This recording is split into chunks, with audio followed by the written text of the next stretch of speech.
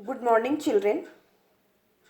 आज हम पुनः स्पर्श पुस्तक के पद्य भाग से बिहारी के दोहे पाठ को पढ़ेंगे। पिछली कक्षा में 3 दोहे की व्याख्या को हमने पढ़ा था, तो आओ आज चौथे दोहे से पढ़ना आरंभ करते हैं।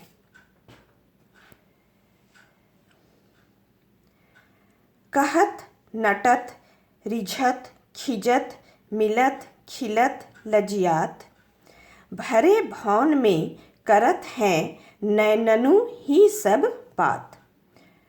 तो आओ बच्चे इसे समझें, क्या कहते हैं बिहारी जी।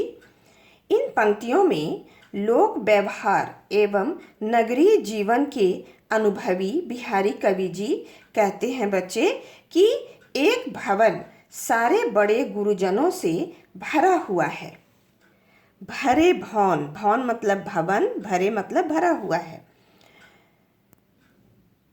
तथा एक नायक एवं एक नायिका भी उस भवन में मौजूद हैं। दोनों एक दूसरे से मिलना चाहते हैं, उन्हें अपने मन की कुछ बातों को कहना भी है।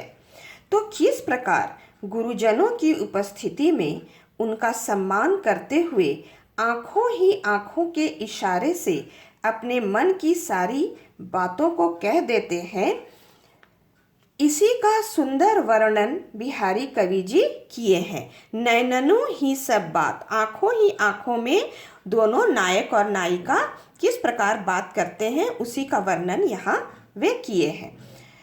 तो समझते हैं, कवि कहते हैं कि नायक नायिका से मिलने का आग्रह करता है।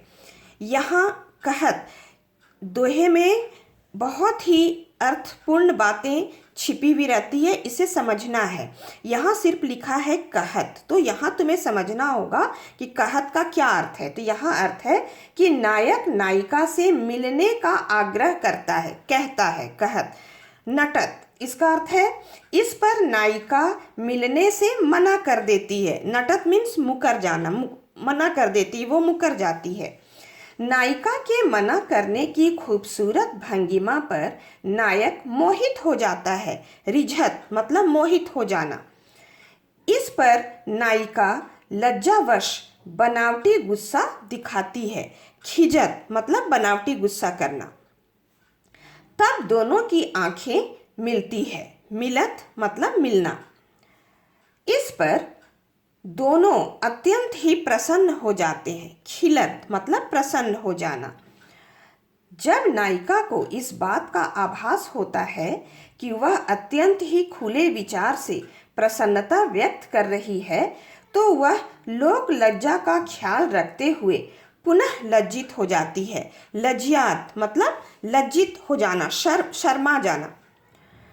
तो इस प्रकार बच्चे बिहारी कवि जी हम लोगों को यह सीख देना चाहते हैं कि किसी भी परिस्थिति में, वह चाहे हमारे लिए आनंद का क्षण ही क्यों न हो, हमें हमेशा अपनी मर्यादा का पालन करते हुए, बड़े गुरुजनों का सम्मान करते हुए एवं लोक लाज का ध्यान रखते हुए ही कार्यों को पूर्ण करना चाहिए। तो बच्चों, इस पंक्ति में भरे भवन में भ वर्ण की आवृत्ति हुई है, तो यहाँ अनुप्रास अलंकार है।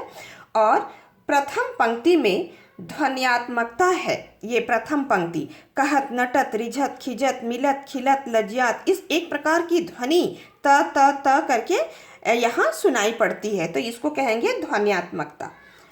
तो अब हम लोग 5वें दोहे को देखते हैं। बैठी रही अति सघन बन पैठी सदन तन माह, देखी दोपहरी जेठ की छावहों चाहती छाह। इसको समझते हैं, क्या कहते हैं बिहारी जी। तो इन पंक्तियों में बिहारी कवि जी जेठ महीने की भीषण गर्मी के विषय में वर्णन कर रहे हैं। बच्चे, हिंदी महीना है एक ज्येष्ठ, जिसपे बहुत ही गर्मी पड़ती है। तो कवि कहते हैं जेठ महीने में दोपहर के समय सूरज ठीक हमारे सिर के ऊपर विराजमान रहता है, जिसके कारण दोपहर के वक्त भीषण गर्मी रहती है।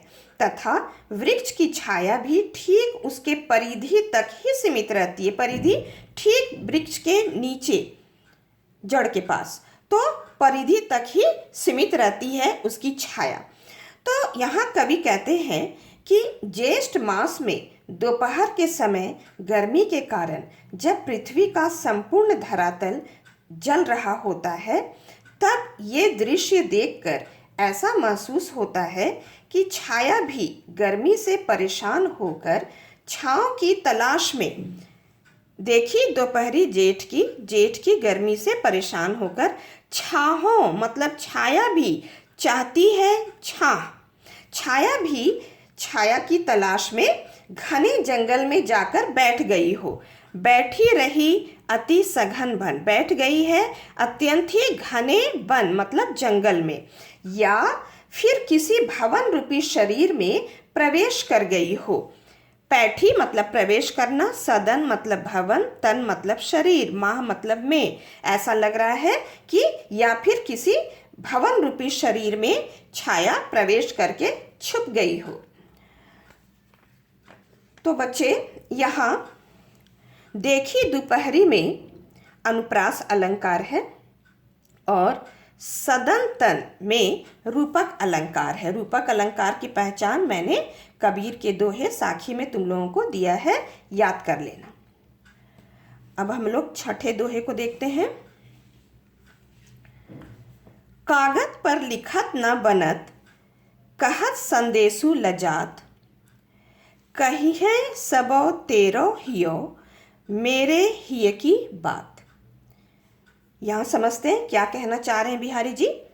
तो प्रस्तुत दोहे में बच्चों बिहारी कवि जी नायिका की विकल मनोस्थिति, विकल मतलब व्याकुल मनोस्थिति की और उसकी दुविधा, उसकी लज्जा आदि वियोग पक्ष, वियोग मतलब अलगाव पक्ष का मार्मिक चित्रण किए हैं। मार्मिक मतलब दिल को छू लेने वाले चित्रण किए हैं।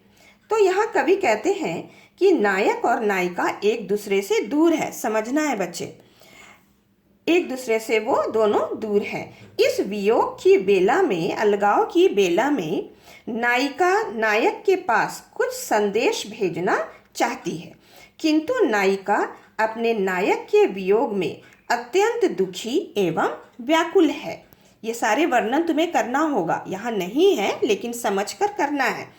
जिसके कारण उसकी आंखों से निरंतर आंसू बह रहे हैं, शरीर स्वेद युक्त हो चुका है। स्वेद मतलब पसीना, स्वेद युक्त हो चुका है तथा उसके हाथों में लगातार कंपन हो रहे हैं। इस कारण वह कागज पर अपने प्रेमी के नाम कुछ भी संदेश नहीं लिख पा रही है। कागज पर लिखत न बनत, कागज पर लिखते नहीं बन रहा है उससे। कहत संदेशु लजात, इसका अर्थ समझते हैं। फिर नायिका कहती है कि यदि मैं किसी संदेश वाहक से अपने प्रेमी को संदेश भेजती हूँ तो मुझे प्रेम भरे संदेश को अपने मुंह से कहने में अत्यंत ही लज्जा आ रही है। संदेशु लजात कहत, कहने में लज्जा आ रही है। कवि कहते हैं अंत में नायिका यह विकल्प निकालती है कि हम दोनों के बीच जो गहरा प्रेम है उसके कारण हमारा हृदय दूर रहने के बावजूद भी एक है। अतः तुम्हारा हृदय मेरे हृदय की सारी बातों को तुम्हें बता देगा। कहिए सबो तेरो हियो, मतलब तुम्हारा हृदय कह देगा सब मेरे हिय की बात, मेरे हृदय की बात। ही मीन्स हृदय। तो बच्चों यहाँ वियोग श्रृंगार का सुंदर वर्णन कवि ने किया है, किंतु द्वितीय काव्य पंक्ति में अतिशयोक्ति अलंकार है। ये कहिए, दूसरा कहिए सबो तेरो हियो, मेरे हिय की बात। यहाँ पर बातें बहुत ही बढ़ा चढ़ाकर कही गई है कि तुम्हारा हृदय मेरे हृदय की बातों को कह देगा। तो ऐसे जगह पर हम लोग अतिशयोक्ति अलंकार का प्रयोग किया गया है, ऐसा समझते हैं और ऐसा लिखना है। अतिशयोक्ति मीन्स अतिशय जोर उक्ति, किसी बात को बढ़ा चढ़ाकर कहना। तो बच्चे हम लोग कंटिन्यू रखेंगे नेक्स्ट वीडियो में।